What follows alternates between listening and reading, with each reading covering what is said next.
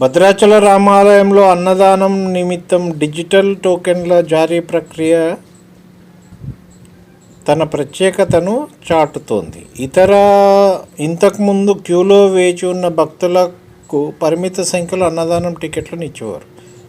November 13 నుంచి digital టోకెన్లు ఇవ్వడం ప్రారంభించారు. క్యూఆర్ కోడ్తో పాటు తీసుకున్న వారి ఫోటోతో కూడిన టోకెన్ భక్తులకు అందిస్తున్నారు. ఈ టోకెన్ను అన్నదాన సత్రంలో చూపించి భోజనం చేయవచ్చు. మధ్యాహ్నం 2 గంటల వరకు భోజన సదుపాయాన్ని కల్పిస్తున్నారు. దీంతో రోజుకు 1500 మంది నుంచి 2000 మంది వరకు అన్నప్రసాదాన్ని స్వీకరిస్తున్నారు.